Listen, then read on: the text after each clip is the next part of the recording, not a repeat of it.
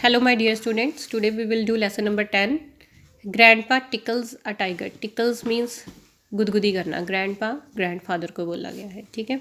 The language of love and affection is understood by each and everyone, even the most dangerous animals. कहते प्यार की भाषा हर किसी को समझ आती है. इवन डेंजरस से डेंजरस, खतरनाक से खतरनाक जानवर भी इसको समझ सकता है. तो ये एक स्टोरी ऐसी ही है जिसमें किसी के प्यार ने एक जानवर को अपना बिल्कुल अपना ही बना लिया. ठीक है.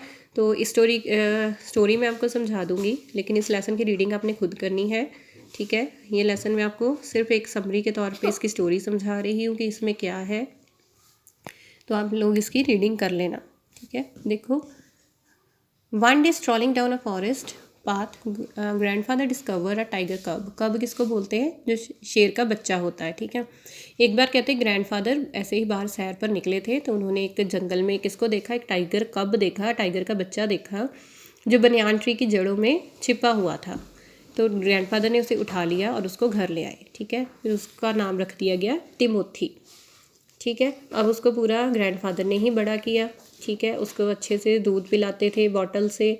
ठीक है. और ये सारा कुछ कौन करता था? कहते हैं, राइटर बता रहा है कि हमारा कुक महमूद करता था. ठीक है. और उसको दो साथी भी मिल गए खेलने के लिए. कौन कौन था? एक तो टोटो था, मंकी था, और एक था एक स्मॉल मॉन्ग्रेल पपी, एक छोटा सा डॉगी का बेबी. ठीक है. ये मंकी और डॉगी पपी दोनों उसके साथ खेलते थे. ठीक है.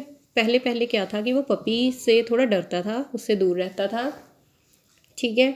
और उसके साथ इतना फ्रेंडली नहीं हुआ था, लेकिन बाद में धीरे धीरे वो उसके साथ घुल मिल गया और उसको अपने पास आने की इजाज़त देने लगा. ठीक है. और तिमोथी का सबसे फेवरेट गेम कौन सा था कि वो क्वाइटली दूसरे उसके पास चला जाता था जिसके साथ भी उसको खेलना पसंद होता था. और कहता, मैं जब ग्रैंडफादर के पास रहने आया था तो मैं उसका फेवरेट बन गया था. ठीक है. क्योंकि मैं बिल्कुल उसके जैसा ही था, उसको समझ सकता था. ठीक है. और कहते धीरे धीरे हमने देखा अब वो थोड़ा बड़ा होने लगा था. अब उसकी आदतें भी एक टाइगर के जैसी हो रही थी. ऐसे लगता था जैसे वो हमें काटने वाला है. ठीक है. अब वो फुल ग्रोन रिट्रीवर बन चुका है, फुल ग्रोन हो चुका, पूरा टाइगर बन चुका था. ठीक है.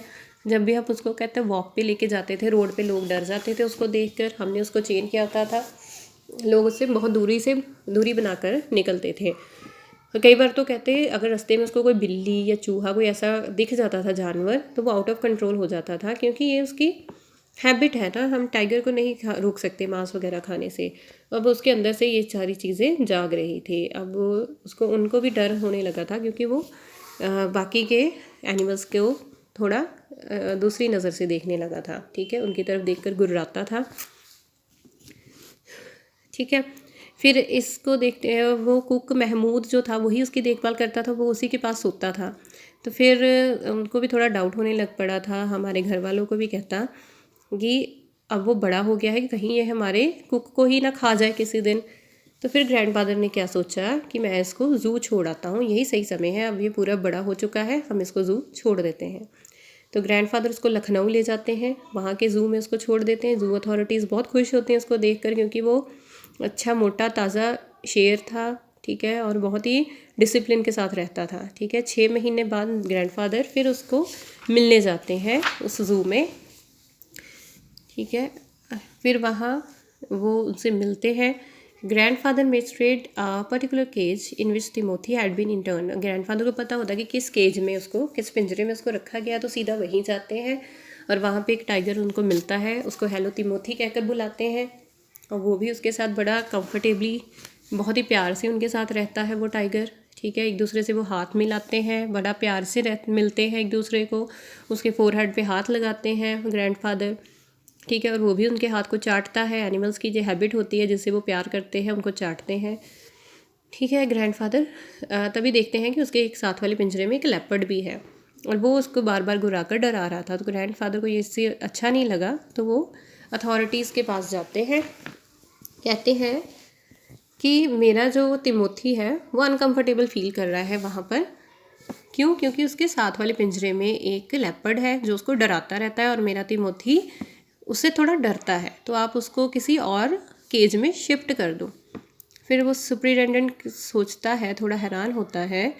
कहता है कि sir it's not your tiger, ये आपका टाइगर नहीं है। वो कहता आई नो, कहता मुझे पता है कि ये मेरा नहीं रहा, अब मैंने इसे आपको दे दिया था, लेकिन फिर भी आपको इसका ध्यान रखना चाहिए। कहता नहीं, आप समझ नहीं रहे हो, आप जिस टाइगर को यहाँ लाए थे उसकी डेथ हो चुकी है और वो 2 महीने पहले ही यहाँ से मर गया, मतलब मर गया था वो 2 महीने पहले ही। तो ये सुनकर ग्रैंडफादर को बहुत शौक लगता है, बहुत दुखी होते हैं, कहते हाँ उसको निमोनिया हो गया था जिसकी वजह से वो उसकी मौत हो गई। ठीक है, और ये जो टाइगर जिससे आप मिलकर आ रहे हैं ये बहुत ही डेंजरस है, इसको तो हमने अभी कुछ दिन पहले ही जंगल से पकड़ कर लाए हैं।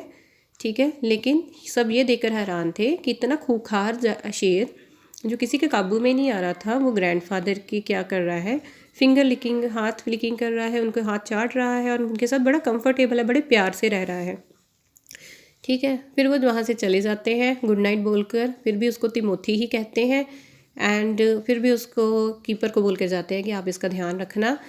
ठीक है, ये भी एक अच्छा ही टाइगर है।